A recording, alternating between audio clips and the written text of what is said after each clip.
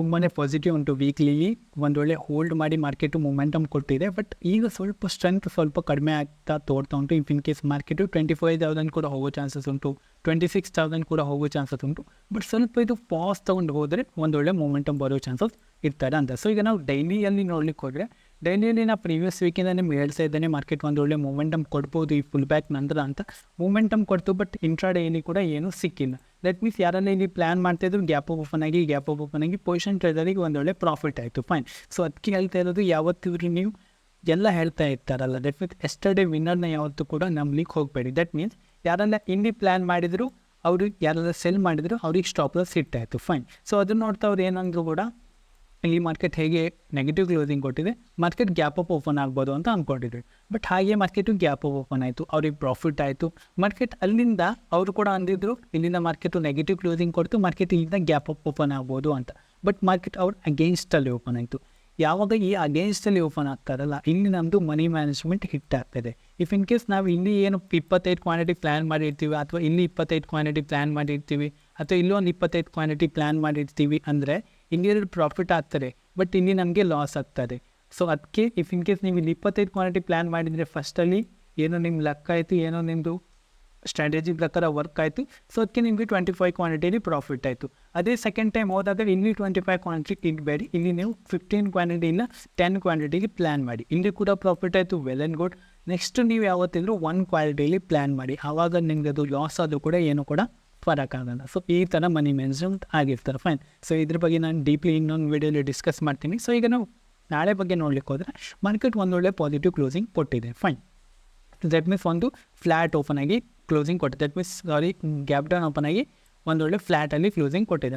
So previous ಟೈಮಲ್ಲಿ ಯಾರೆಲ್ಲ by ಮಾಡಿದಾರಲ್ಲ ಅವರೆಲ್ಲ ಒಂದೊಳ್ಳೆ ಪ್ರಾಫಿಟ್ ಮಾಡಿದ್ದಾರೆ. ಆ್ಯಂಡ್ ಮಾರ್ಕೆಟ್ ಈಗ ಸೆಲ್ಲಿಂಗ್ ಬಂದರೂ ಕೂಡ ಅವ್ರು ಟ್ರೈ ಮಾಡ್ತಿದ್ದಾರೆ ಮತ್ತು ಅಪ್ಸೈಡ್ ಹೋಗಬೇಕು ಅಂತ. ಬಟ್ ಯಾವಾಗ ಮಾರ್ಕೆಟ್ ನಾಳೆ 24,200ಕ್ಕಿಂತ ಬ್ರೇಕ್ ಡೌನ್ ಆಗ್ತಾರೆ, ಆವಾಗ ಮಾರ್ಕೆಟು 24,022 ತನಕ ಬರೋ ಚಾನ್ಸಸ್ ಉಂಟು. ದಟ್ ಮೀನ್ಸ್ ಮಾರ್ಕೆಟ್ ಇಲ್ಲಿಂದ ಒಂದು ಲೋ ಫಾರ್ಮೇಷನ್ ಮಾಡಿದರೆ ಈ ತನಕ ಬರೋ ಚಾನ್ಸಸ್ ಇರ್ತದೆ. ಬಿಕಾಸ್ ಯಾರೆಲ್ಲ ಇಲ್ಲಿ ಬೈ ಮಾಡಿದ್ದಾರೆ ಅವರೆಲ್ಲ ಟ್ರೈ ಮಾಡಿದ್ದಾರೆ, ಆ್ಯಂಡ್ ಯಾರೆಲ್ಲ ಇಲ್ಲಿ ಸೆಲ್ ಮಾಡಿದ್ದಾರೆ ಅವರು ಕೂಡ ಇಲ್ಲಿ ಪುಟ್ನ ಶಾರ್ಟ್ ಮಾಡಿದ್ದಾರೆ. ದಟ್ ಮೀನ್ಸ್ ಹೆಜಿಂಗ್ ಮಾಡಿದ್ದಾರೆ. ಮಾರ್ಕೆಟ್ ಯಾವ ಸೈಡ್ ಹೋದರೂ ಕೂಡ ನಮಗೆ ಪ್ಲ್ಯಾನ್ ಆಗ್ಬೋದು ಅಂತ. ಇಫ್ ಇನ್ ಕೇಸ್ ಮಾರ್ಕೆಟ್ ಇಲ್ಲಿಂದ ಫ್ಲ್ಯಾಟ್ ಓಪನ್ ಆಗಿ ಬ್ರೇಕ್ಔಟ್ ಕೊಟ್ಟರೆ ಅವರು ಈ ಪುಟ್ನ ರೋಲ್ ಓವರ್ ಮಾಡ್ತಾ ಬರ್ತಾರೆ, ಈ ಕಾಲ್ನ ತೆಗೆದುಬಿಡ್ತಾರೆ. ದಟ್ ಮೀನ್ಸ್ ಒನ್ ಲೆಗ್ನ ತೆಗೆದುಬಿಡ್ತಾರೆ. ಇಫ್ ಇನ್ ಕೇಸ್ ಮಾರ್ಕೆಟ್ ಇಲ್ಲಿಂದ ಬ್ರೇಕ್ ಡೌನ್ ಆದರೆ ಅವರು ಯಾರೆಲ್ಲ ಇಲ್ಲಿ ಸೆಲ್ ಮಾಡಿರ್ತಾರೆ ಅವರೆಲ್ಲ ಈ ಕ್ಲೋಸಿಂಗ್ ಆಗ್ತಾ ಇರ್ತಾರೆ, ಅಥವಾ ಲೈಕ್ 24,250 ಈ ರೇಂಜೆಲ್ಲ ಇಟ್ಟು ದೆನ್ ಮಾರ್ಕೆಟ್ ಇಲ್ಲಿಂದ ಬಿಟ್ಬಿಡ್ತಾರೆ. ಸೊ ಒನ್ ಲೆಗ್ನ ಇಲ್ಲಿ ಬ್ರೇಕ್ ಡೌನ್ ಆಗ್ತಾನೆ ಬಿಟ್ಬಿಡ್ತಾರೆ. ಸೊ ಹಾಗೆ ಇದು ಮೊಮೆಂಟಮ್ ಆಗೋ ಚಾನ್ಸಸ್ ಇರ್ತದೆ. Fine. So if in case ನಾಳೆ ಮಾರ್ಕೆಟು ಫ್ಲ್ಯಾಟ್, ದಟ್ ಮೀನ್ಸ್ ಈ ರೇಂಜಲ್ಲಿ ಓಪನ್ ಆಗಿ 24,400ಕ್ಕಿಂತ ಯಾವಾಗ ಬ್ರೇಕ್ಔಟ್ ಆಗ್ತಾರೆ, ಅಲ್ಲೊಂದು ಟ್ರೆಂಡ್ ಲೈನ್ ಬರ್ತಾ ಉಂಟು, ಆ ಟ್ರೆಂಡ್ ಲೈನಿಂದ ಯಾವಾಗ ಬ್ರೇಕ್ಔಟ್ ಆಗ್ತಾರೆ ಆವಾಗಲೇ ನಾವು ಪ್ಲ್ಯಾನ್ ಮಾಡಿದ್ರೆ ಐ ಥಿಂಕ್ ಬೆಟರ್ ಅಂತ. ಈಗ ಮಾರ್ಕೆಟ್ ಇಫ್ ಇನ್ ಕೇಸ್ 24,320ಇಂದ ಮಾರ್ಕೆಟು 24,200 ಆ್ಯಂಡ್ ಅದಕ್ಕಿಂತ ಸ್ವಲ್ಪ ಕೆಳಗೆ 24,000 ಲೈಕ್ 190 ಈ ರೇಂಜೆಲ್ಲ ಬ್ರೇಕ್ ಡೌನ್ ಆಗುವಾಗ ಇಲ್ಲಿಂದ ಸ್ವಲ್ಪ ನಾವು ಕ್ವಾಂಟಿಟಿ ಲೆಸ್ ಇಟ್ಟು ಟ್ರೇಡ್ ಮಾಡಿದರೆ ಬೆಟರ್ ಅಂತ. ಯಾವಾಗ ಮಾರ್ಕೆಟ್ ಇದು 24,000ಕ್ಕಿಂತ ಕೆಳಗೆ ಬ್ರೇಕ್ ಡೌನ್ ಆಗ್ತಾರೆ ಆವಾಗ ನಾವಿಲ್ಲಿ ಪ್ಲ್ಯಾನ್ ಮಾಡಿದರೆ ಬೆಟರ್ ಅಂತ. ಯಾಕಂತ ಏನು ಗೊತ್ತುಂಟ, ಮಾರ್ಕೆಟ್ ಯಾವಾಗ ಇಲ್ಲಿಂದ ಇಲ್ಲಿ ತನಕ ಬರ್ತದೆ ಆಲ್ರೆಡಿ ಒಂದು ಮೊಮೆಂಟಮ್ ಕೊಟ್ಟು ಇರ್ತದೆ. ಸೊ ಯಾಕೆ ನಾವು ಇಲ್ಲಿ ಸೆಲ್ ಮಾಡಿ ಕೈ ಸುಟ್ಕೊಳ್ಳೋದು? ಸೊ ಅದಕ್ಕೆ ನಾವು ಇಲ್ಲಿ ಸ್ವಲ್ಪ ಕ್ವಾಂಟಿಟಿ ಲೆಸ್ ಇಟ್ಟು ಸೆಲ್ ಮಾಡೋಣ, ಯಾಕಂದ್ರೆ ನಮ್ಗೆ ಈ ಮೊಮೆಂಟಮ್ ಕೂಡ ಮಿಸ್ ಆಗಬಾರ್ದು ಅಂತ. ಇಫ್ ಇನ್ ಕೇಸ್ ಮಾರ್ಕೆಟ್ ಇಲ್ಲಿಂದ ಬ್ರೇಕ್ ಡೌನ್ ಆಯಿತು ಅಂದರೂ ಕೂಡ ಇಲ್ಲಿ ತುಂಬಾ ಕ್ವಾಂಟಿಟಿ ಲೆಸ್ ಇರಬೇಕು. ಬಿಕಾಸ್ ಮಾರ್ಕೆಟು 300-400 ಪಾಯಿಂಟು ಮೊಮೆಂಟಮ್ ಆಗಿ ಮಾರ್ಕೆಟಿಂದ ಬ್ರೇಕ್ ಡೌನ್ ಆಗ್ತಾ ಉಂಟು. ದಟ್ ಮೀನ್ಸ್ ಯಾರೆಲ್ಲ ಇಲ್ಲಿ ಟಾಪಲ್ಲಿ ಸೆಲ್ ಮಾಡಿರ್ತಾರೆ ಅಥವಾ ಯಾರೆಲ್ಲ ಈ ರೇಂಜಲ್ಲಿ ಸೆಲ್ ಮಾಡಿರ್ತಾರೆ ಅವರಿಗೆಲ್ಲ ಒಂದೊಳ್ಳೆ ಪ್ರಾಫಿಟ್ ತೋರ್ತಾ ಇರ್ತಾರೆ. ಸೊ ಅವರಲ್ಲಿ ಪ್ರಾಫಿಟ್ನ ಬುಕ್ ಮಾಡೋ ಚಾನ್ಸಸ್ ಇರ್ತಾರೆ. ಸೊ ಆವಾಗ ನಾವಿಲ್ಲಿ ಸೆಲ್ ಮಾಡ್ತೀವಿ. ದಟ್ ಮೀನ್ಸ್ ಸೊ ಆವಾಗ ನಾವಿಲ್ಲಿ ಬೈ ಮಾಡ್ತೀವಿ, ಅವ್ರು ಆಗ ಸೆಲ್ ಮಾಡ್ತಾರೆ.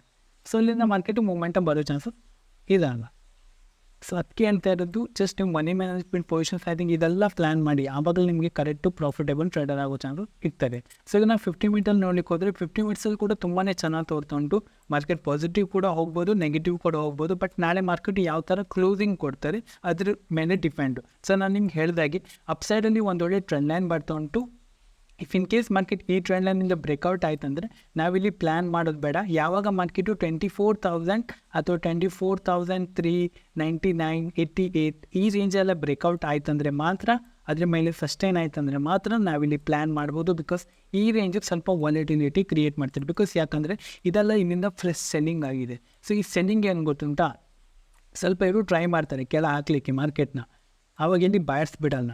ಸೊ ಅದೇ ವಾಲಿಟಿಲಿಟಿ ಕ್ರಿಯೇಟ್ ಮಾಡ್ತಾರೆ. ಸೊ ಅದಕ್ಕೆ ನಾವಿಲ್ಲಿ ಯಾಕೆ ಸುಮ್ಮನೆ ಸಿಕ್ಕಬಿಡೋದು. ಸೊ ಅದಕ್ಕೆ ಯಾವಾಗಿದ್ರು 24,400ಕ್ಕಿಂತ ಯಾವಾಗ ಬ್ರೇಕ್ಔಟ್ ಆಗ್ತಾರೆ ಆವಾಗ ಮೊಮೆಂಟಮ್ ಬರೋ ಚಾನ್ಸಸ್ ಇರ್ತಾರೆ. ಇಲ್ಲಿಂದ ಶಾರ್ಪ್ ಸೆಲ್ಲಿಂಗ್ ಆಗಿದೆ, ಇಲ್ಲಿಂದ ಶಾರ್ಪ್ ಬೈಯಿಂಗ್ ಆಗಿದೆ. ಸೊ ಯಾವಾಗ ಈ ಹೈನ ಬ್ರೇಕ್ಔಟ್ ಆಗ್ತಾರೆ ಆವಾಗ ಮೊಮೆಂಟಮ್ ಬರ್ಬೋದು. ಯಾವಾಗ ಈ ಶಾರ್ಪ್ ಬೈಯಿಂಗ್ ಆಗಿದೆ, ಯಾವಾಗ ಅದರಿಂದ ಕೆಳಗೆ ಬ್ರೇಕ್ ಡೌನ್ ಆಗ್ತಾರೆ ಆವಾಗ ಸೆಲ್ಲಿಂಗ್ ಬರ್ಬೋದು. ಬಟ್ ನಾವಿಲ್ಲಿ ಕ್ವಾಂಟಿಟಿ ಲೆಸ್ ಮಾಡಿ ಸೆಲ್ ಮಾಡೋಣ. ಆ್ಯಂಡ್ ಇಲ್ಲಿಂದ ಸ್ವಲ್ಪ ಕ್ವಾಂಟಿಟಿ ನಾರ್ಮಲ್ ಇಟ್ಟು ಬೈ ಮಾಡೋಣ. ಬಿಕಾಸ್ ನಾವು ವಿತ್ ಟ್ರೆಂಡ್ ಬೈ ಮಾಡ್ತಾಯಿದ್ದೀವಿ. ಸೊ ಅದಕ್ಕೆ ನಾವು ಜಾಸ್ತಿ ಇದಾಗೋದು ಬೇಡ. ದಟ್ ಮೀನ್ಸ್ ಹೆದರ್ಕೊಳ್ಳೋದು ಬೇಡ. ಬಿಕಾಸ್ ನಾವು ವಿತ್ ಟ್ರೆಂಡ್ ಮಾಡ್ತೀವಿ. ಆ್ಯಂಡ್ ಏನು ಟ್ರೆಂಡ್ ಹೋಗಿದೆ ಅಲ್ಲಿಂದ ಒಂದು ಫುಲ್ ಬ್ಯಾಕ್ ಕೂಡ ಬಂದಿದೆ. ಸೊ ಅದಕ್ಕೆ ನಾವು ಜಾಸ್ತಿ ಏನು ವರಿ ಮಾಡ್ಕೊಳ್ಬೇಡ. ಏನು ನಾರ್ಮಲ್ ಕ್ವಾಂಟಿಟಿ ಉಂಟು ಇದು ನಾವು ಪ್ಲ್ಯಾನ್ ಮಾಡಿ 124,500 ತನಕ ಪ್ಲ್ಯಾನ್ ಮಾಡಿದ್ರೆ ಐ ಥಿಂಕ್ ಬೆಟರ್ ಅಂತ. Fine. So if in case ನಾಳೆ ಮಾರ್ಕೆಟ್ ಗ್ಯಾಪ್ ಅಪ್ ಓಪನ್ ಆದರೆ ಮಾರ್ಕೆಟ್ ಒಂದು ಪ್ರಾಫಿಟ್ ಬುಕ್ಕಿಂಗ್ ಬರ್ಬೋದು. ಇಫ್ ಇನ್ ಕೇಸ್ ನಮ್ಮದು ಸ್ಟ್ರಾಟಜಿ ಪ್ರಕಾರ ಇಲ್ಲಿಂದ ಏನಾದರೂ ಮಾರ್ಕೆಟು ಡೌನ್ ಸೈಡ್ ಬಂದರೆ ಇಲ್ಲಿ ನಾವು ಪ್ರಾಫಿಟ್ನ ಬುಕ್ ಮಾಡ್ಬೋದು. And if in case market ಇಲ್ಲಿಂದ ಡಬ್ಲ್ಯೂ ಪ್ಯಾಟರ್ನಲ್ಲಿ ಮಾರ್ಕೆಟ್ ಬ್ರೇಕ್ಔಟ್ ಆದರೆ ನಾವಿಲ್ಲಿ ಪ್ಲ್ಯಾನ್ ಮಾಡ್ಬೋದು. ಬಟ್ ಕ್ವಾಂಟಿಟಿ ಲೆಸ್ ಇಟ್ಟು ಪ್ಲ್ಯಾನ್ ಮಾಡಬೇಕಾಗುತ್ತೆ. ಬಿಕಾಸ್ ಯಾರೆಲ್ಲ ಇಲ್ಲಿ ಸ್ಟ್ರಾಂಗ್ ಬೈಯಿಂಗ್ ಮಾಡಿದಾರಲ್ಲ ಅವರಿಗೆಲ್ಲ ಓವರ್ ನೈಟು ಪ್ರಾಫಿಟ್ ತೋರಿರ್ತದೆ. So if in case market ಇಲ್ಲಿಂದ ಪ್ರಾಫಿಟ್ ಬುಕ್ಕಿಂಗ್ ಬರುವಾಗ ಅವರೆಲ್ಲ ಪೊಸಿಷನ್ನು ಕ್ರಿಯೇಟ್ ಮಾಡಿರೋದು ಸೆಲ್ ಮಾಡ್ತಾರೆ. ಸೊ ಅದಕ್ಕೆ ಇಲ್ಲಿ ಅನ್ನೆಸೆಸರಿ ನಾವು ಇಲ್ಲಿ ಪ್ಲ್ಯಾನ್ ಮಾಡಿದರೆ ಯಾಕೆ ಲಾಸಸ್ ಆಗ್ಬೋದು, ಮಾರ್ಕೆಟಿಂದ ರಿವರ್ಸ್ ಆಗೋ ಚಾನ್ಸಸ್ ತುಂಬಾ ಇರ್ತದೆ. ಸೊ ಅದಕ್ಕೆ ನಾನು ಹೇಳಿದ್ದು ಯಾವತ್ತಿರೋ ಡಬ್ಲ್ಯೂ ಪ್ಯಾಟರ್ನ್ ಪ್ಲ್ಯಾನ್ ಮಾಡುವಾಗ ಕ್ವಾಂಟಿಟಿ ಲೆಸ್ ಮಾಡಿ ಪ್ಲ್ಯಾನ್ ಮಾಡಿ ಫಸ್ಟ್ ಟಾರ್ಗೆಟ್ ನಮಗೆ ಡೇ ಹೈ ತನಕ ಇರೋ ಚಾನ್ಸಸ್, ದಟ್ ಮೀನ್ಸ್ ಅಲ್ಲಿ ತನಕ ಇರಬೇಕು ನಾವು. Fine. So if in case market ಇಲ್ಲಿಂದ ಫ್ಲ್ಯಾಟ್ ಓಪನ್ ಆದರೆ ಬ್ರೇಕ್ ಡೌನ್ ಆಗ್ತಾರೆ, ಅದೇ ಮಾರ್ಕೆಟು ಈ ರೇಂಜಲ್ಲಿ ಗ್ಯಾಪ್ ಡೌನ್ ಓಪನ್ ಆದರೆ ಇಲ್ಲಿ ಸೆಲ್ಲಿಂಗ್ ಮಾಡಿರ್ತಾರಲ್ಲ ಫ್ರೆಶ್ ಸೆಲ್ಲಿಂಗು ಅವ್ರು ಫಸ್ಟು ಪ್ರಾಫಿಟ್ ಬುಕ್ಕಿಂಗ್ ಬರ್ತಾರೆ. ದೆನ್ ನಮ್ಗೆ ಏನಾದರೂ ಈ ರೆಸಲ್ಟ್ನ ಹಿಟ್ ಮಾಡಿ ಮಾರ್ಕೆಟ್ ಇಫ್ ಇನ್ ಕೇಸ್ ಏನಾದರೂ ಲೋ ಫಾರ್ಮೇಷನ್ ಮಾಡ್ತು ಅಥವಾ ಏನಾದರೂ market kind of M pattern ಏನಾದರೂ ಮಾಡಿತ್ತಂದರೆ ಮಾತ್ರ ನಾವು ಇಲ್ಲಿ ಸೆಲ್ ಮಾಡಿದರೆ ಐ ಥಿಂಕ್ ಬೆಟರ್ ಅಂತ. ಇಲ್ಲಿ ನೀವು ಸೆಲ್ ಮಾಡುವ ಕ್ವಾಂಟಿಟಿ ಲೆಸ್ ಇಟ್ಟು ಸೆಲ್ ಮಾಡಿ ನಮ್ಮ ಫಸ್ಟ್ ಟಾರ್ಗೆಟ್ ಇಲ್ಲಿ ಇರಬೇಕು. ಬಿಕಾಸ್ ಯಾಕಂದರೆ ಮಾರ್ಕೆಟ್ ಯಾವಾಗ ಇಲ್ಲಿಂದ ಗ್ಯಾಪ್ ಡೌನ್ ಓಪನ್ ಆಗುತ್ತಲ್ಲ ಒಂದು ಒಳ್ಳೆ ಸ್ಟ್ರಾಂಗ್ ಮೂಮೆಂಟಮ್ ಆದರೂ ಕೂಡ ಆವಾಗ ನ್ಯೂಸಲ್ಲೆಲ್ಲ ಬರ್ತಾರೆ, ತುಂಬ ರಿಟೇಲಲ್ಲಿ ನೋಡ್ತಾ ಇರ್ತಾರೆ. ಸೊ ಮಾರ್ಕೆಟ್ ಕ್ರ್ಯಾಶ್ ಆಯಿತು, 10% ಕ್ರ್ಯಾಶ್ ಆಯಿತು, ಮಾರ್ಕೆಟ್ 5% ಕ್ರ್ಯಾಶ್ ಆಯಿತು ಅಂತ ತುಂಬ ಜನ ಹೇಳ್ತಾ ಇರ್ತಾರೆ. ಸೊ ಆವಾಗ ಇಲ್ಲಿಂದ ಪ್ರಾಫಿಟ್ ಬುಕ್ಕಿಂಗ್ ಮಾಡುವವರು ಅಗೇನ್ ಇಲ್ಲಿಂದ ಬಯರ್ಸ್ ಆಗೋ ಚಾನ್ಸಸ್ ಸಿಗ್ತದೆ. ಸೊ ನಾವೀಗ ಸೆಲ್ ಮಾಡಿದರೆ ನಮಗೆ ಇಲ್ಲಿ ಅನ್ನೆಸೆಸರಿ ಸ್ಟಾಪ್ ಲಾಸ್ ಸಿಟ್ ಆಗೋದು ಯಾಕಂತ ಅದಕ್ಕೆ ನಾವಿಲ್ಲಿ ಕ್ವಾಂಟಿಟಿ ಲೆಸ್ ಇಟ್ಟು ಟ್ರೇಡ್ ಮಾಡ್ತೀವಿ. ಫೈನ್. ಸೊ ಯಾವಾಗ ಮಾರ್ಕೆಟ್ ಇಲ್ಲಿಂದ ಮೊಮೆಂಟಮ್ ಕೊಡ್ತದೆ well and good. If in case market ಅಲ್ಲೂ ಸಸ್ಟೈನ್ ಆಗಿ 24,000 ಕೆಳಗೆ ಬ್ರೇಕ್ ಡೌನ್ ಆಗ್ತದೆ ಅಂದರೆ ನಾವು ಏನು ಕ್ವಾಂಟಿಟಿನ ಬೈ ಮಾಡಿದ್ವಲ್ಲ ಈ ಕ್ವಾಂಟಿಟಿನ ಪ್ಯಾರಾಮೆಡಿಕ್ಲಿ ಆ್ಯಡ್ ಮಾಡಿ ಎಲ್ಲ ಸ್ಟಾಪ್ ಲಾಸ್ ತಂದು ಇಲ್ಲಿ ಇಡಬೇಕಾಗುತ್ತೆ. ಸೊ ಇದು ನಾನು ಬರೋ ದಿನಗಳಲ್ಲಿ ಹೇಳ್ತೀನಿ ಇನ್ ಕೇಸ್ ನೀವು ವಿಡಿಯೋ ಕೆಳಗೆ ಕಮೆಂಟ್ ಮಾಡಿದರೆ. ಸೊ ಈ ನಾಳೆ ನಂದು ಈ ಪ್ಲ್ಯಾನ್ ಆಗಿರುತ್ತೆ. ಫೈನ್. ಸೊ ಮಾರ್ಕೆಟ್ ಹೇಗೆ ಗ್ಯಾಪ್ ಅಪ್ ಓಪನ್ ಆಗ್ತಾರೆ, ಹೇಗೆ ಗ್ಯಾಪ್ ಡೌನ್ ಓಪನ್ ಆಗ್ತಾರೆ ನಂದೆಲ್ಲ ಈ ಥರ ಪ್ಲ್ಯಾನು ಪ್ರಿಪೇರ್ ಆಗಿರ್ತೇನೆ. ಸೊ ನಾಳೆ ನಾನು ಬ್ಲ್ಯಾಂಕಾಗಿ ಹೋಗಿ ಕೂತ್ಕೊಳ್ಳೋಲ್ಲ. ದಟ್ ಮೀನ್ಸ್ ಮಾರ್ಕೆಟ್ ನನಗೆ ಪ್ಲ್ಯಾನ್ ಉಂಟು. So market gap up open ಆಗಿದ್ರೆ ಏನು ಮಾಡಬೇಕು, ಗ್ಯಾಪ್ ಡೌನ್ ಓಪನ್ ಆದರೆ ಏನು ಆಗಬೇಕು, ಇದರಲ್ಲಿ ನನಗೆ ಪ್ಲ್ಯಾನ್ ಉಂಟು. ಮಾರ್ಕೆಟ್ ಒಂದು ರೇಂಜಲ್ಲಿ ಉಂಟು. ದಟ್ ಮೀನ್ಸ್ ಮಾರ್ಕೆಟ್ ಇದೇ ರೇಂಜಲ್ಲಿ ಮಾರ್ಕೆಟ್ ಓಪನ್ ಆದರೆ ಸೆಲ್ಲರ್ಸ್ ಇಲ್ಲಿ ಕಾಲ್ನ ಶಾರ್ಟ್ ಮಾಡ್ತಾರೆ, ಇಲ್ಲಿ ಪುಟ್ನ ಶಾರ್ಟ್ ಮಾಡ್ತಾರೆ, ಇದೇ ರೇಂಜಲ್ಲಿ ಇರ್ತಾರೆ.